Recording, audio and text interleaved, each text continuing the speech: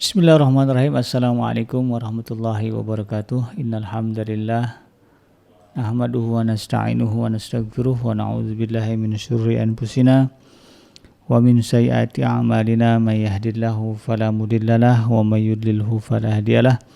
Asyhadu an la ilaha illallah wahdahu la syarikalah wa asyhadu anna Muhammadan abduhu wa rasuluhu la nabiyya ba'dah.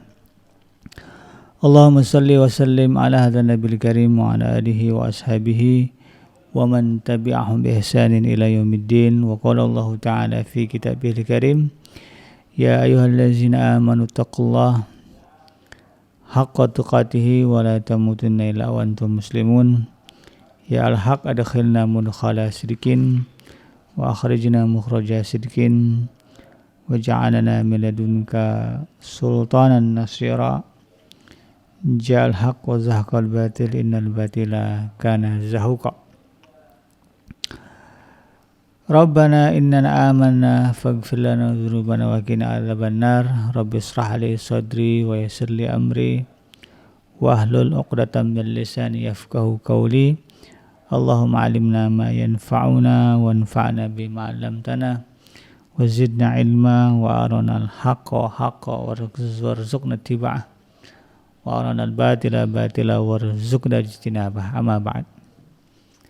Alhamdulillah, segala puji dan syukur adalah milik Allah, Tuhan semesta alam yang telah menciptakan kita, dan karena rahmat dari Allah Subhanahu wa taala kembali kita berjumpa di udara di gelombang 1044 AM iDream Radio Successful Muslim Family dalam program Hikmah, himpunan kisah dan motivasi hidup, di mana insyaallah kita akan coba menelusuri berbagai hal dalam kehidupan kita untuk kita timbang dengan apa yang disebutkan di dalam Al-Quran dan juga di dalam Sunnah, ya. Mudah-mudahan dengan begitu kita bisa memperbaiki kualitas keimanan kita yang kurang, kualitas ketakwaan kita yang kurang, dan mudah-mudahan pada akhirnya bisa meningkatkan kualitas kebahagiaan hidup kita di dunia dan juga di akhirat. Tidak lupa kita baca salawat dan salam. Allahumma salli ala Sayyidina Muhammad wa ala ali Sayyidina Muhammad. Assalamualaikum ayuhan Nabi wa rahmatullahi wabarakatuh. Semoga Allah menerima bacaan salawat dan salam kita dan dilimpah curahkan kepada para nabi, para rasul, ya.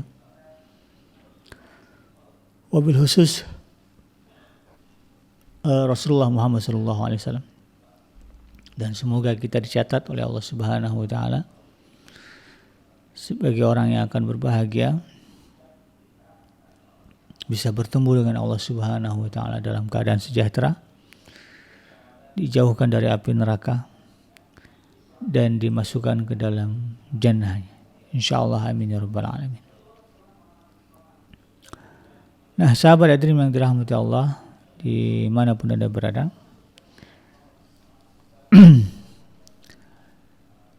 di dalam kehidupan kita, ya, sebagai manusia yang menempati alam semesta ini, ya, atau menempati bumi ini, ya.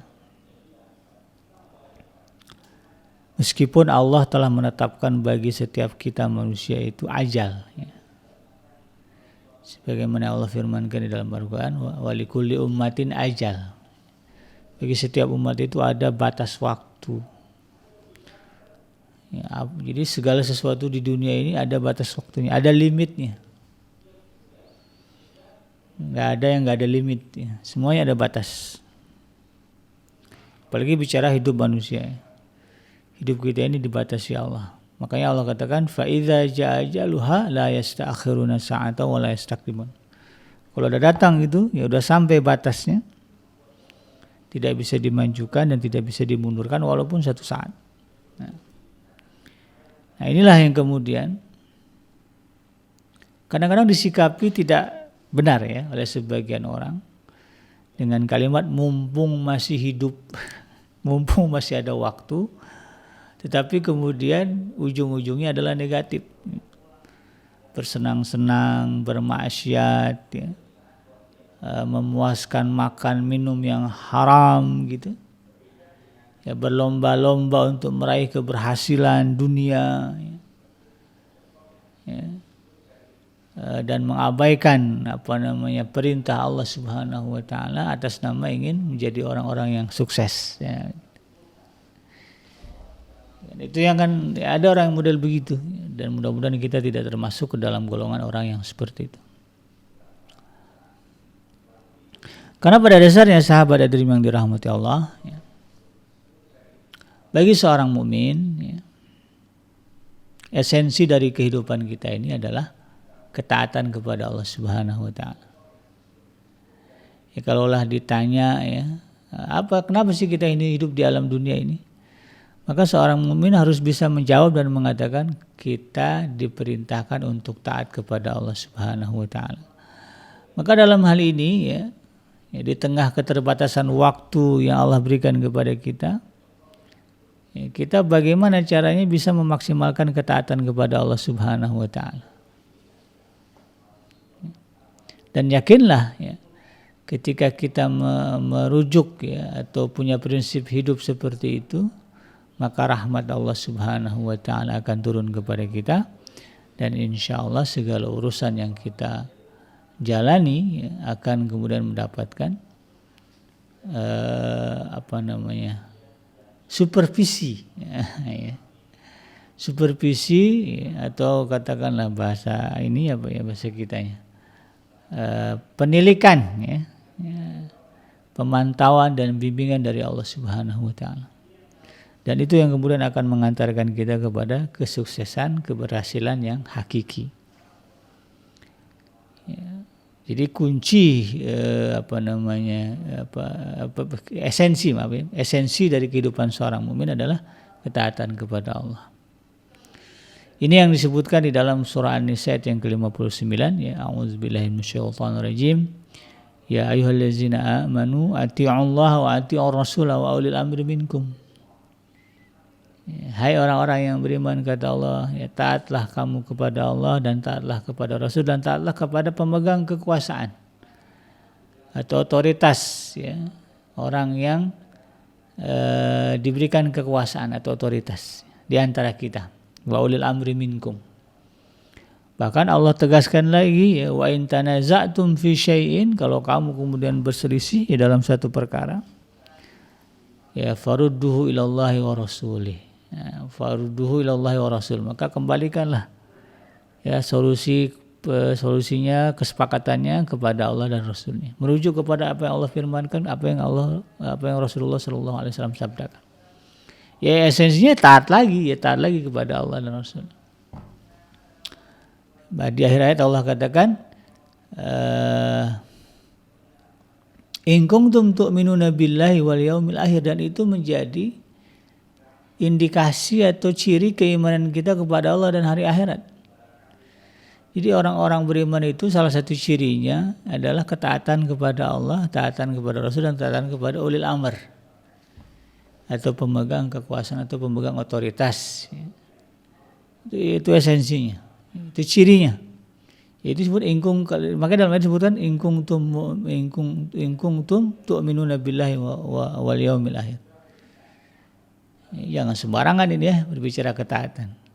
Dan Allah tegaskan zalika khairu wa ahsanu ta'wila, dan itulah kata Allah Subhanahu wa taala, yang demikian itu lebih utama bagimu dan lebih baik akibatnya. Ini yang kemudian harus menjadi pemahaman kita bersama. Nah, kaitannya dengan ya, bagaimana ya manusia pada hari ini berlomba-lomba mengejar kesuksesan hidup ya. Dan dilalahnya gitu ya, ada orang-orang yang kemudian di alam dunia ini ya, dalam konteks ya ingin berhasil meraih kesuksesan, kemudian ya, menghalalkan segala cara ya, tidak ada konsep halal haram ya. Yang penting apa yang dia mau, apa yang dia ingin capai bisa diraih. Nah, yang kayak gini ini bukan prinsip seorang muslim, tetapi prinsip orang-orang kafir. Nah, orang-orang yang kafir kepada Allah dan Rasulnya, ya, di mana prinsip hidupnya ya, tidak peduli dengan perintah, dia mengabaikan ketaatan kepada Allah. Kalau tadi orang beriman kan cirinya adalah taat kepada Allah, taat kepada Rasul, taat kepada ulil amr. Nah, orang-orang yang kafir ya tidak ada itu dalam kamus kehidupannya. Ya. Dan bagi seorang muslim ya perspektif keberhasilan dan kesuksesan sesungguhnya ada disebutkan di dalam Al-Quran. Karena Al-Quran ya bagi seorang muslim adalah solusi ya, sebagaimana dikatakan oleh Kiai Haji Ahmad Bahauddin Nur Salim ya, atau Gus yang dikenal dengan Gus Baha. Ya, beliau mengatakan dengan tegas, Islam itu solusi. Islam itu solusi. Solusi berarti kan hubungannya menjawab berbagai persoalan ya. Ya, beliau juga mengatakan, ya kenapa disebut Islam itu solusi? Karena tidak ada persoalan yang tidak ada jawabannya di dalam Al-Quran. Tidak ada persoalan yang tidak ada jawaban di dalam Al-Quran. Nah, demikian pula kaitannya kalau kita berbicara tentang bagaimana sebetulnya seorang manusia ini bisa sukses. Bagaimana seorang manusia ini agar hidupnya sukses ya, di dunia dan di akhirat. Sesungguhnya jawabannya juga ada di dalam Al-Quran. Karena memang ya di dalam surah Hud ayat yang ke-1 Allah Subhanahu wa taala menegaskan Alif Lam Ra Kitabun uhkimat ayatu thumma fusilat min ladunna hakimin khabir ya. Alif Lam Ra ya. Inilah kitab yang ayat-ayatnya kata Allah Subhanahu wa taala ya disusun dengan rapi. Ya, kitabun uhkimat ayatuhu ya. Ayatnya tersusun dengan rapi. Ya, summa fusilat min ladun hakimin khabir, dan kemudian ayatnya itu kata Allah Subhanahu wa taala dijelaskan secara terperinci ya, dari sisi Allah yang Maha bijaksana lagi Maha teliti. Ya Allah tersebut Allah jelaskan terperinci. Makanya kemudian ya seorang muslim yang yang lurus akidahnya, lurus jalannya ya, sebagaimana dikatakan Gus Baha tadi, dia punya prinsip ya, dan merasakan prinsip itu bahwa Islam itu solusi dan Al-Quran bisa menjawab segala persoalan hidup yang dijalaninya. Sebab prakteknya ada juga yang mengabaikan itu ya, bahkan membantah itu. Yang nggak ada ya, nggak semuanya dijelaskan dalam Al-Quran, nggak semuanya ada solusi dalam Al-Quran. Ya kadang-kadang saya bingung juga. Memanglah Al-Quran ini bukan kitab kalau kata seorang kristolog ya, bukan kristolog bahkan ya, teolog lah ya, dari India, Dr. Zakir Naik ya, beliau mengatakan Quran is not the book of science. Science itu sains ya, ilmu pengetahuan. But Quran is the book of science. Tulisannya SIGN, science. Jadi Al-Quran itu bukan buku tentang ilmu pengetahuan, ya bukan buku tentang sains ya. Tapi Al-Quran adalah kitab tentang sains. Sains itu adalah tanda. Ya, makanya disebutnya sebagai ayah, ya, ayat. Ya. Ayat itu kalau diterjemahkan ke dalam bahasa kita artinya adalah tanda-tanda, signal, ya, tanda. Ya, itu maksudnya apa? Segala sesuatu ada ayatnya, ada tandanya, ada clue-nya yang Allah berikan. Ya, ini kadang-kadang orang tidak kepikiran. Jadi baru disebut ada kalau terperinci misalnya. Ya enggak juga ya. Kalau semua dirinci seperti maunya kita gitu, enggak kebayang ya setebal apa kitab suci Al-Quran di tangan kita. Ini aja yang 6.006 sekian ya, yang tidak dirinci detail teknis dan semuanya itu udah tebal ya. Udah malas orang bawa gitu. Kan jarang kita jumpai ada orang di dalam tasnya gitu ya ada Al-Quran plus terjemahnya gitu ya. Walaupun ya kan udah ada di HP ya, di handphone tapi ya sekarang orang untuk membawa mushaf itu bukan mudah. Apalagi kalau kemudian ya semuanya dirinciin ya, semuanya serba dijelasin ya, teknisnya itu nggak kebayang seberapa tebalnya.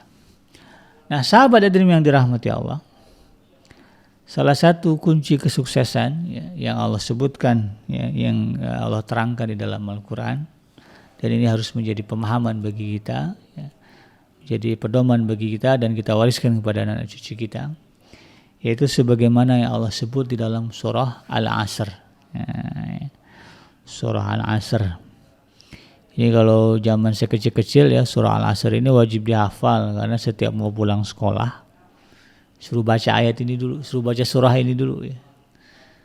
Kayaknya walaupun belum bisa baca Quran, surah Al-Asr dulu zaman SD saya itu dari kelas 1 udah hafal ya. Padahal baca Qurannya belum bisa, tapi surah Al-Asrnya sudah hafal. Ya.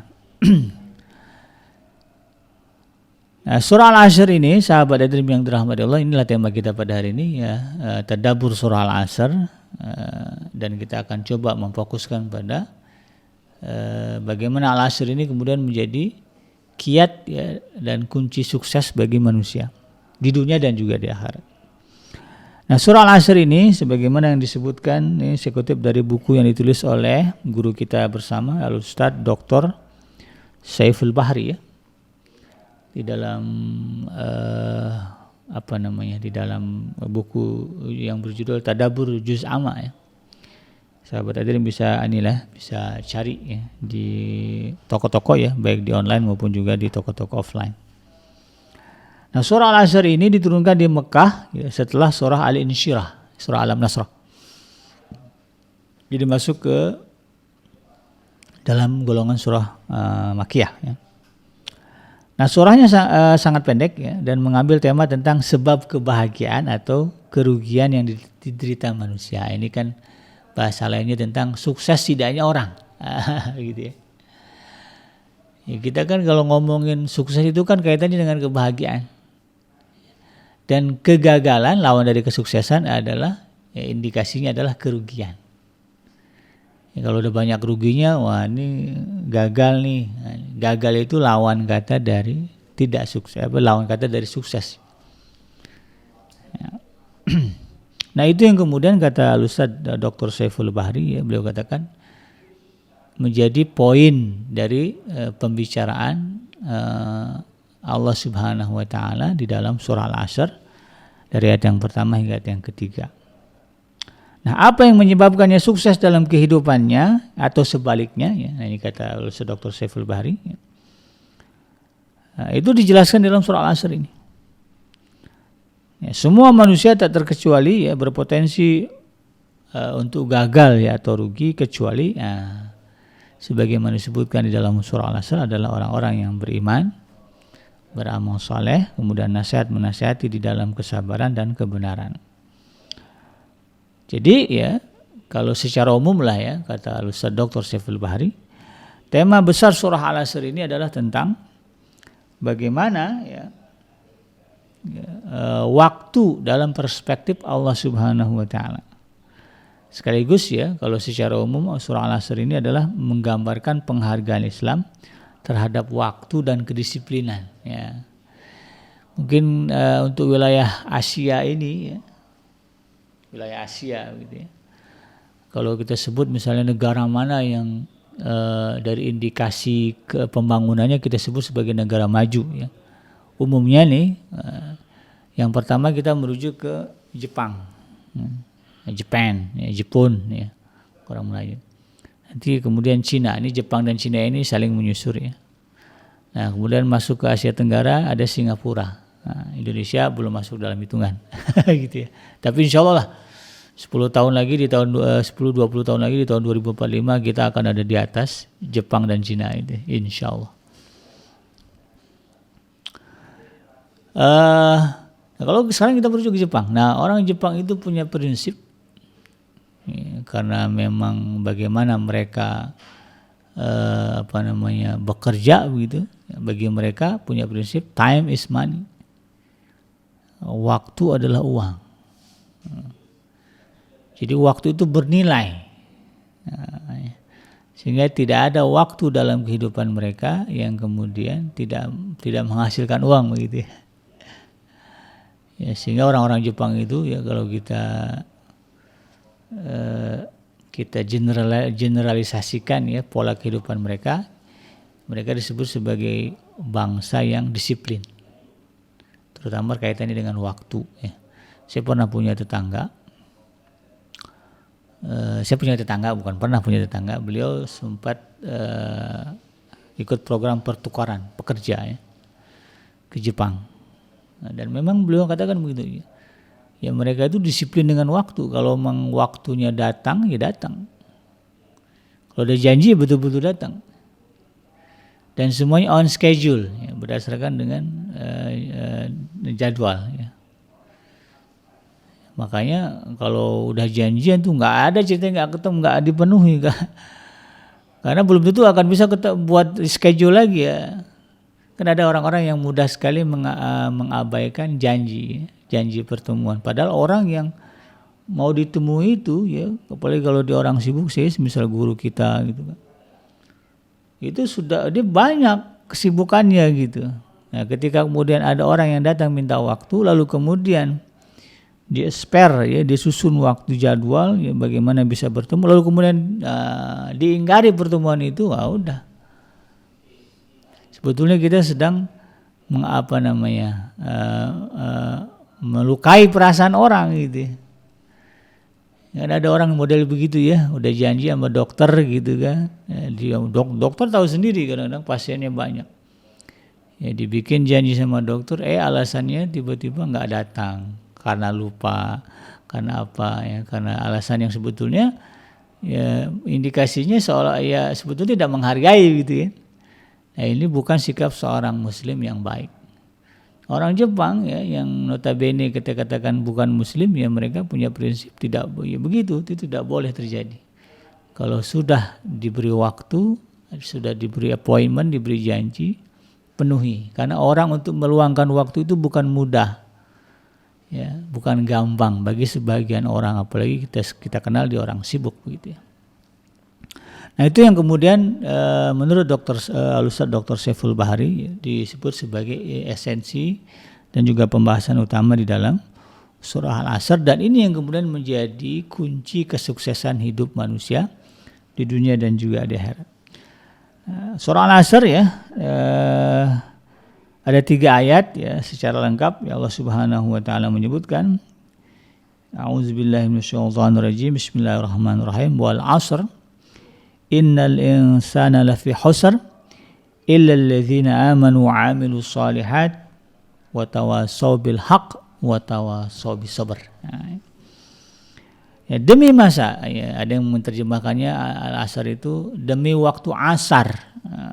Waktu asar itu kan kalau dalam 24 jam ya, kalau dalam siang ya urutan siang setelah subuh fajar, kemudian pagi ya, kemudian tengah hari zuhur, lalu kemudian menjelang matahari terbenam itu ada menjelang maghrib ya, ada namanya waktu antara zuhur dan maghrib, itu asar. Waktunya relatif pendek dibandingkan waktu zuhur. Waktu zuhur itu kan kalau bicara sholat zuhur ya dari jam 12 sampai jam 3 misalnya. Berarti ada 3 jam ya. Waktu asar ya, dari jam 3 itu sampai jam 6. Maghrib ya. 4, 5, 6, 3 jam juga ya.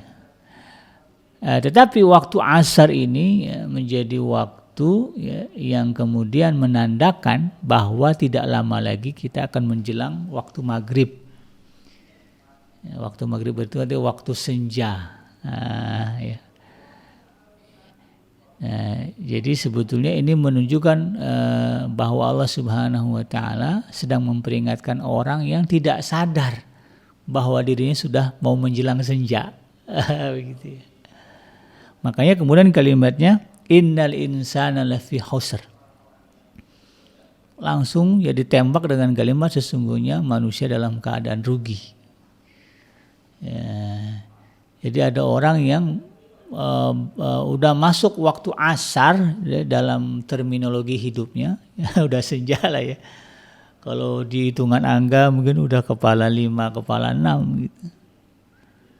Kepala 5 lah ya, karena Rasulullah itu kan wafatnya kepala 6 ya, 64 tahun. Kalau orang udah masuk kepala 5 itu hakikatnya sudah masuk waktu asar, bentar lagi tenggelam tuh matahari gitu.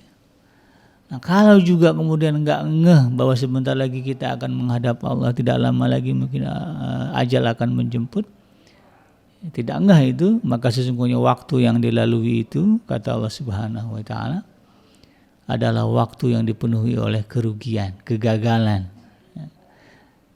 Kalau nggak gagal berarti kan nggak sukses. Sehingga kemudian sahabat hadirin yang dirahmati Allah, nah, waktu ya, itu disebut di sini ya sebagai karunia Allah yang sangat mahal. Karena memang di dalam Al-Quran sendiri ya Allah Subhanahu wa taala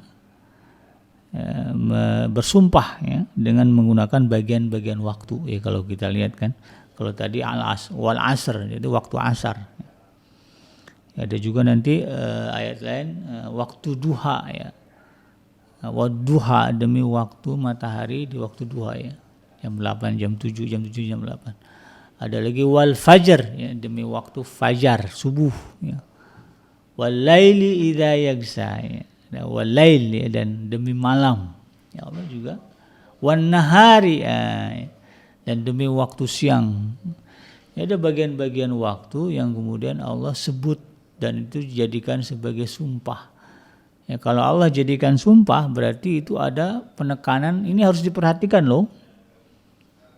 Nah, ini penting untuk diperhatikan. Nah, bahkan dirinci ya oleh Al-Ustaz Dr. Saiful Bahri di sini. Misalnya Allah bersumpah dengan waktu malam ya, al-lail, itu diulang sebanyak 70 kali. Kemudian nahar ya, kalimat nahar itu Allah ulang sebanyak 53 kali. Ya, kemudian al-ghudu ya, waktu pagi Allah sebut sebanyak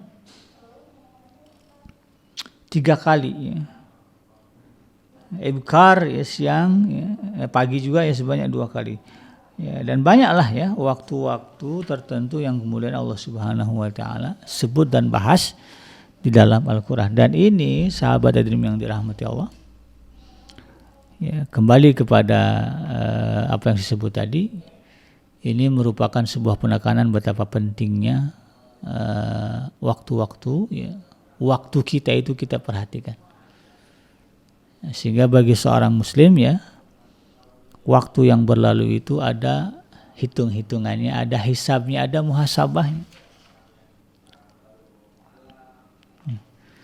Karena kalau misalnya kita tidak bermuhasabah ya dengan waktu yang kita jalani dalam kehidupan kita, maka sebagaimana disebutkan dalam surah ini ya, khawatirnya kita terjebak ke dalam kerugian atau kegagalan dalam hidup ini.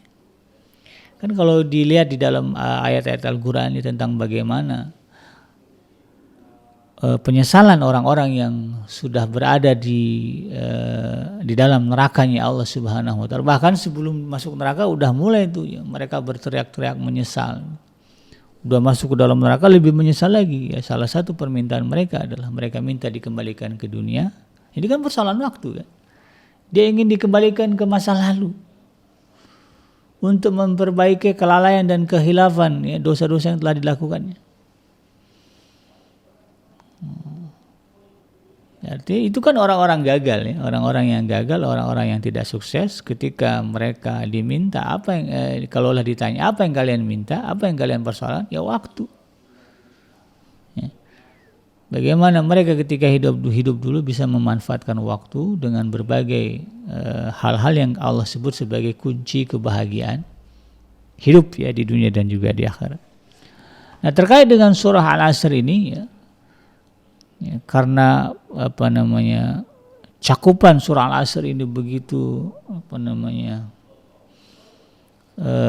begitu luas ya kalau kita jabarkan, dan kemudian itu menjadi ayat yang secara umum ya menepati berbagai hal ya, pilar-pilar kehidupan kita sebagai manusia ya.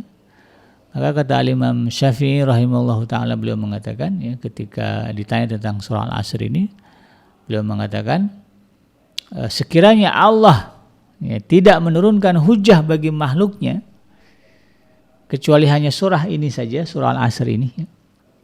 Katakan Allah tidak turunkan Al-Quran sebagaimana kita dapati sekarang ya, 30 juz begitu. Katakan Allah hanya menurunkan satu surah saja. Ya, dan satu surah saja, dan ini surahnya surah Al-Asr ya. Wal 'asri innal insana lafi khusr illa allazina amanu wa 'amilus solihati wa tawassaw bil haqq wa tawassaw bis sabr. 3 ayat ini saja, maka kata Imam Syafi'i, maka sungguh itu saja sudah mencukupi. Ya. Karena memang esensi dari berbagai ya,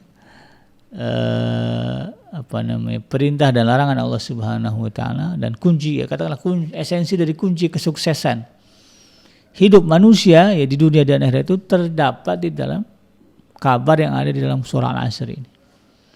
Ya, ditafsirkan dari berbagai sudut ya.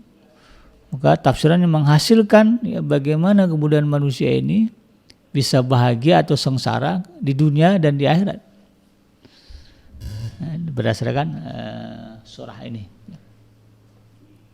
Sehingga kalau kata Dr. Saiful Bahri tadi, beliau katakan, ya memang ayat ini, surah ini yang menceritakan bahagia atau sengsaranya manusia. Nah, tergantung bagaimana dia menepati atau tidak apa yang Allah sampaikan di dalam surah Al-Asr ini. Oleh karena itu kemudian, ya, sebagai sebuah penekanan, ya, mari kita coba lihat apa yang menjadi esensi, menjadi kunci kebahagiaan bagi seorang mukmin, bagi seorang manusia. Saya katakan tidak seorang mukmin. Manusia, kalau kita manusia lalu kemudian ingin sukses, ingin berhasil dan tidak ingin gagal dalam kehidupan yang sekali ini, maka kuncinya ada pada surah Al-Asr ini. Ada 5 kunci, ada 5 hal yang kemudian ini Allah sebut sebagai sebuah jalan ya, sebagai sebuah pintu menuju kepada kesuksesan, keberhasilan dunia dan akhirat. Ya, apa yang menjadi kunci kebahagiaan ya, bagi seorang manusia yang disebutkan di dalam surah Al-Asr ini? Ada 5. Yang pertama adalah iman. Iman ya. Iman kepada Allah. Ya, kan innal insana lafi khusr, kata Allah, sesungguhnya manusia dalam kerugian illal ladzina amanu, kecuali orang-orang yang di dalam dirinya ada iman. Nah, makanya kan suka ada pertanyaan, nih orang-orang yang gak beriman kepada Allah tapi dia baik, kira-kira gimana hidupnya? Ya gagal, fail. Sebaik apapun mereka ya, di dunia ini amalnya, perbuatannya, tapi gak ada iman, fail, gagal. Mau ngotot kayak gimana ya fail, ya misalnya sama aja kayak kita misalnya ya. Ya kalau di Indonesia ini kan kampus untuk kampus perguruan tinggi ternama ya, kampus nomor 1 ya diakui adalah Universitas Indonesia misalnya UI ya, yang diakui ya. Nah kan mahasiswanya pintar-pintar tuh ya. Apakah semua orang manusia yang mengaku sebagai mahasiswa dan dia punya kepintaran yang sama dengan mahasiswa UI kemudian bisa diakui otomatis sebagai mahasiswa UI karena kepintarannya? Ya tidak. Gitu. Dia baru diakui kepintarannya, baru diakui eksistensinya gitu sebagai mahasiswa kalau memang namanya terdaftar di perguruan tinggi UI. Mau hebatnya lebih hebat dari mahasiswa UI, katakanlah begitu. Tapi kalau dia tidak terdaftar sebagai mahasiswa UI, dia nggak bisa mengklaim bahwa dirinya adalah mahasiswa UI. Tidak bisa kemudian menyebut dirinya sebagai alumni UI, nggak bisa. Mau pinter kayak gimana juga, gitu. Nah, makanya pentingnya pengakuan itu di sini, ya. Pentingnya syahadah itu di sini, ya, sahabat itu. Maka jangan kemudian terpengaruh ketika ada orang yang mengajukan konsep semua agama sama, semua orang bisa masuk surga walaupun imannya beda. Kita orang Islam nggak ada istilah begitu. Ya, kunci kesuksesan, kebahagiaan hidup manusia yang pertama ada pada iman. Makanya tidak terhitung di dalam Al-Quran ayat yang kemudian menyebutkan kata iman. Bahkan seruannya khas, ya ayyuhallazina amanu, enggak terhitung berapa banyak ayat yang menyeru dengan kalimat ya ayyuhallazina amanu. Itu yang pertama. kuncinya itu iman. Ya. Dan bahkan saking pentingnya iman, sekalipun katakanlah perbuatan kita tidak sebaik iman kita, masih ada harapan meraih kebahagiaan hidup di akhirat. Karena ada satu masa nanti, ya, sebagaimana disebutkan di dalam Al-Quran juga hadis-hadis Rasulullah SAW, ya, yang pada intinya menjelaskan ada orang yang kemudian karena dosa dan kemaksiatannya, perbuatannya ya tidak memenuhi kebaikan imannya, artinya imannya bagus tapi amal solehnya kurang, ya bahkan buat maksiat juga begitu. Kalau kata orang kita ya STMJ, ya, sholat terus maksiat jalan gitu. Padahal Allah sudah larang tuh, wala talbisul haqqa bil batil. Jangan campurin antara yang hak dengan yang batil. Itu enggak boleh. Karena yang susah kita nanti. Bensin, kalau bensin aja, ya, kalau Pertamax aja gitu, bisa manfaat, bisa dipakai. Dan tidak merusak oleh mesin. Nah, ya. Mau di kalau kata Kiai Haji almarhum ya, Kiai Haji Zainul MZ ya, kalau bensin aja gitu ya, dipakai diminum sama motor ya jalan motor, ya diminum sama mobil jalan mobil, ya nggak ada masalah,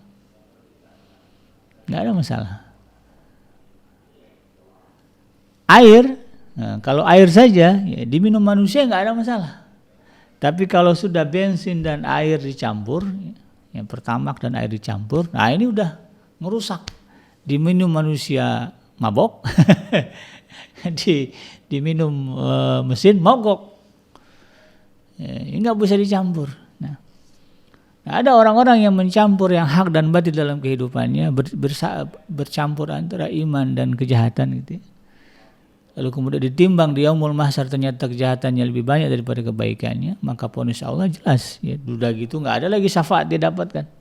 Karena selama di dunia tidak begitu mencintai, ya tidak mengenal Rasulullah SAW, ya, sehingga kemudian ya, tidak dapat syafaat Rasulullah, ya, masuk ke dalam neraka. Ya. Nanti ada satu masa ya sebagaimana disebutkan di dalam hadis Rasulullah, ya Allah Subhanahu Wa Taala akan menyuruh malaikat untuk mencari ke dasar neraka orang-orang yang di hatinya ada keimanan walaupun sebesar zarah. Sudah sekian lama gitu ya, nggak tahu berapa lama ya, neraka itu orang-orang itu dibakar di neraka. Nanti Allah suruh malaikat mencari. Kalau ada orang yang di hatinya ada keimanan walaupun sebesar zarah, angkat, kemudian dibersihkan di telaga surga, lalu kemudian dimasukkan ke dalam jannahnya Allah. Masih ada peluang. Kuncinya apa? Iman. Nah, ini kemudian tidak bisa kita abaikan. Itu kunci yang pertama. Kunci yang kedua yang disebutkan dalam surah Al-Asr sebagai kunci kesuksesan dan kebahagiaan seorang manusia di dunia dan akhirat adalah amal saleh. Nah, tadi kan jelas ya bahwa segala perbuatan kita ini Allah hisab.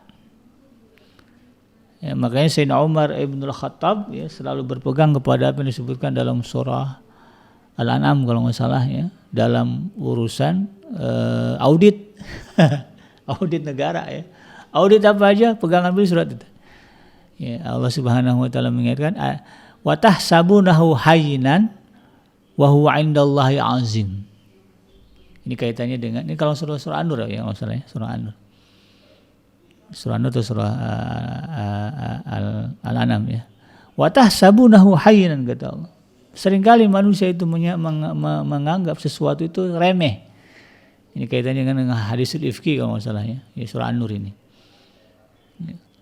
Dianggap ucapan kepada orang itu nggak ada masalah, remeh aja gitu. Padahal ucapan itu menyakitkan orang, menyebabkan orang depresi dan sebagainya. Dan itu menimbulkan masalah besar. Dan Allah menilai itu.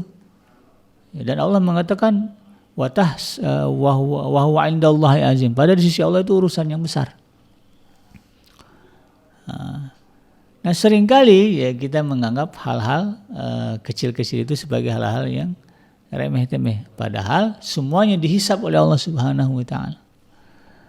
Ya, makanya kemudian ya, ditegaskan di dalam surah Al-Asr ya, yang menceritakan surah Al-Zalzalah ya, yang menceritakan bagaimana dahsyatnya kiamat, ya Allah Subhanahu wa taala menegaskan, "Faman ya'mal mithqala dzarratin khairan yarah, wa may ya'mal mithqala dzarratin syarran yarah." Siapa yang melakukan perbuatan kebaikan walaupun sebesar zarah, ya, kecil begitu, yarahu, nanti dia akan lihat tuh perbuatan itu. Allah datangkan, Allah hadirkan, Allah hitung.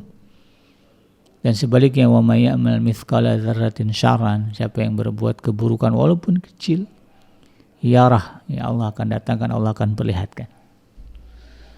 Jangan salah gitu. Perbuatan apapun yang kita buat di dunia ini, walaupun kita anggap remeh, itu ada hitungannya di sisi Allah. Oleh karena itu, semakin banyak kebaikan yang kita lakukan, maka akan semakin besar peluang kita untuk mendapatkan keberhasilan dan kesuksesan di dunia dan di akhirat. Ya, secara teori tidak rugi orang baik. Tidak ada ruginya jadi orang baik, ya, bahkan menguntungkan. Karena pada dasarnya kita menyukai kebaikan. Senang gak kita dikasih? Senang. Maka jadilah orang yang suka mengasih, memberi gitu. Ya. Bahkan Allah Subhanahu wa taala mengatakan, ya, saking Allah Subhanahu wa taala ingin menekankan kepada kita bahwa perbuatan baik itu ada sesuatu yang tidak disia-siakan Allah. Ya Allah sebutkan, ya, yang balasannya itu berlipat-lipat. Ya, dan itu bagian dari rahmat Allah Subhanahu wa taala kepada kita. Satu kebaikan Allah balas 10, ya, man jaa bil hasanat falahu asru amsalihha, ya, yang berbuat kebaikan 1, Allah akan balas kepada dia dengan 10 kebaikan. Dilipat gandakan. Apalagi kalau bab sedekah, ya. Lipat gandaannya banyak banget itu, ya. Nah, lebih dari 10. Nah, itu kalau kita menyadari, ya, bahwa yang namanya amal soleh itu Allah lipat gandakan. Jadi, ya, sahabat Adrim yang dirahmati Allah, disinilah kemudian pentingnya, ya, bagi kita memahami apa yang Allah sebutkan di dalam Al-Quran. Jadi amal soleh ini adalah kunci kebahagiaan yang kedua. Karena pada dasarnya, ya, setelah iman itu Allah catat.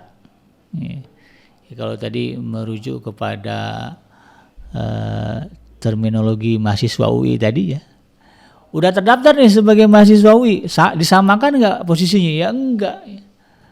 Kalau lagi wisuda itu saya ingat banget di zaman saya dulu. Saya kuliah bukan di UI, ya, tapi kuliah di ada UTM namanya. Satu saya di UTM. Itu enggak semua mahasiswa yang pintar-pintar itu kemudian posisinya disamakan, tapi ada rankingnya. Ya. Karena kan ada lulus dengan nilai cum laude, ya, IPK-nya 4, ya. Kemudian di bawahnya ada lagi apa? Aduh, ada ininya, ada derajat-derajatnya. Itu yang Allah sebutkan di dalam Al-Quran, bahwa setiap manusia itu berada pada makom yang berbeda. Ya. Setiap kita itu berada pada posisi sesuai dengan amalan kita. Ya. Maka oleh karena itu kemudian semakin banyak, ya, kebaikan-kebaikan yang kita lakukan selama di alam dunia ini, ya, mengikuti keimanan yang sudah kita tetapkan di dalam kalbu kita, maka semakin besar peluang kita untuk semakin bahagia di dunia dan juga di akhirat.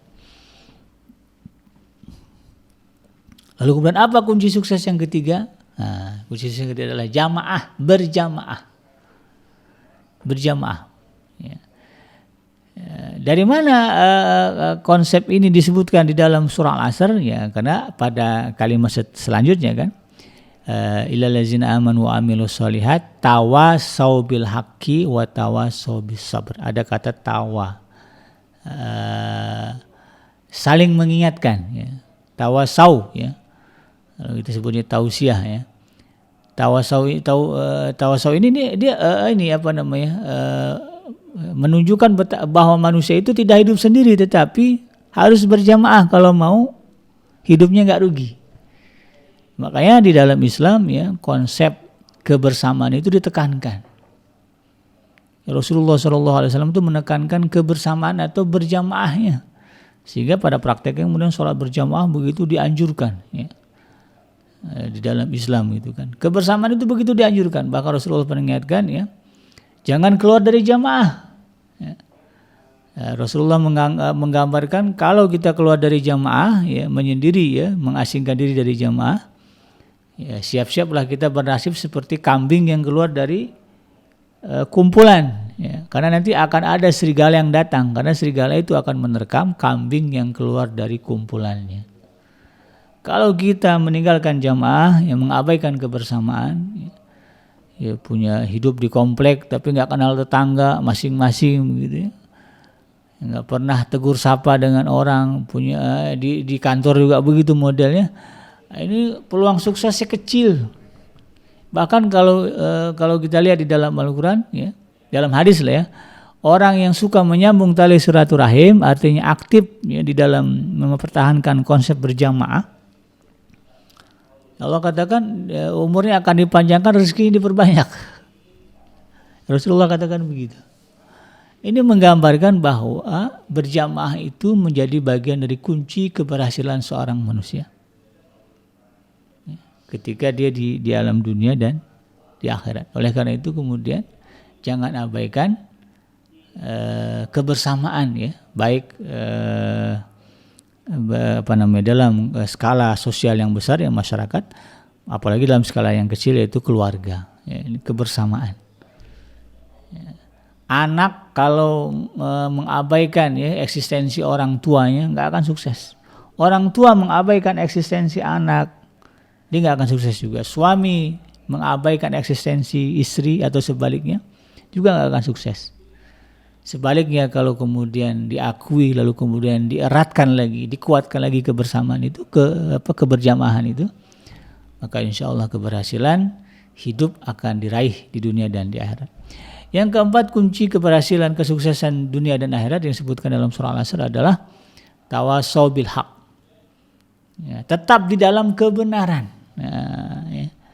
Jadi kita ya, walaupun iman bagus, amal soleh kuat, tetapi kemudian satu saat dalam hidup kita melenceng dari kebenaran, nah ini yang disebut dengan terminologi sesat.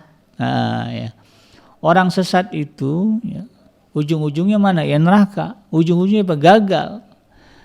Kan ada istilah gagal panen. Ya, pernah dengar istilah gagal panen? Ya, ada orang yang sudah berjuang mengikuti cara dengan benar, dari mulai nanam bibit, benih, apa semuanya dipilih yang bagus, kemudian ditanam, disiramin begitu. Tahu-tahu gara-gara kesalahan teknis, ya, kesalahan teknis begitu. Misalnya pas manen ternyata alatnya salah, pas ngasih pestisida gitu ya, pestisida salah, kemudian jadi gagal. Nah, padahal step-step awalnya udah diikutin, ada fenomena begitu. Nah manusia juga sama, ada orang yang pada awalnya imannya udah bagus, amal solehnya juga dia udah bagus, tapi ternyata kebersamaannya juga bagus, ternyata sungsang pikirannya. Ya. Ya, lalu kemudian lahirlah pemikiran yang salah, lahirlah amalan yang salah, akhirnya terjerumus ke dalam kesesatan. Nauzubillah ya. Makanya bagaimana menyiasati agar kita tetap berada dalam kebenaran? Belajar, ngaji terus, jangan putus ngaji. Ya kan orang beriman itu diikat oleh Allah Subhanahu wa taala dengan ayat Allah ya. Yang disebutkan dalam surah Al-Anfal ya, ayat yang kedua ya, di ayat yang ayat yang ketiga ya. Orang-orang beriman itu adalah allazina yazkurunallaha qiyaman wa allazina innal ladzina amanu idza dzukirallahu wajilat qulubuhum wa idza tuliyat 'alaihim ayatuhu zadatuhum imana. Ya, iman itu bertambah kuat kalau dia mendengarkan ayat-ayat Al-Qur'an. Artinya apa?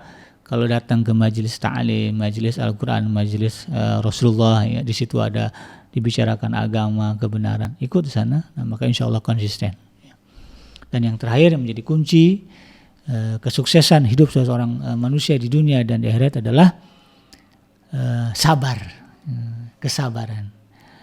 Makanya kalau dalam Al-Quran itu lebih dari 200 kali Allah Subhanahu wa taala mengulang perintah sabar. Bahkan ditekankan ya fasbir sabran jamila. Bersabarlah dengan sabar yang bagus. Bahkan ya saking pentingnya sabar ini menjadi sifat wajib kita. Sabar itu harus jadi sifat wajib kita. Ketika masuk ke dalam jannahnya Allah Subhanahu wa taala, ya seorang mukmin, lalu kemudian dia akan disambut oleh para malaikat, dalam Al-Qur'an dijelaskan. Maka ucapan pertama yang dilontarkan malaikat ketika menyambut ahli surga ini apa? Salamun alaikum bima sabartum. Ya, keselamatan atas kalian atas apa yang sudah kalian sabari selama di dunia. Disebutkan dalam Al-Qur'an, sabar itu adalah min azmil umur. Masuk dalam perkara yang besar. Nah, oleh karena itu kemudian harus kita pahami. Makanya kalau kita lihat contoh Rasulullah, para sahabat, mereka adalah orang-orang yang sabar. Sabar ini ada dua, sabar di dalam menjalankan perintah Allah, ya, dalam menjalankan amal, ya. Kemudian yang kedua, sabar di dalam menjauhi, mencegah diri dari kemaksiatan. Ini perlu kesabaran itu, ya, dua hal itu. Sabar di dalam perintah Allah dan sabar di dalam larangan Allah Subhanahu wa taala. Hari ini kita dapati kemaksiatan begitu dekat dengan kita. Kalaulah kita tidak sabar menghadapinya, niscaya kita akan terjerumus ke dalam kemaksiatan itu. Ini yang harus kita pahami. Demikian sahabat Adrim yang dirahmati Allah. Semoga bermanfaat. Yang benar datangnya dari Allah Subhanahu wa taala. Yang salah itu semata-mata lahir dari kealfaan dan kehilapan saya pribadi. Subhanaka Allahumma rabbana wa bihamdika asyhadu an la ilaha illa anta astaghfiruka wa atubu ilaik. Walhamdulillahirabbil alamin. Assalamualaikum warahmatullahi wabarakatuh.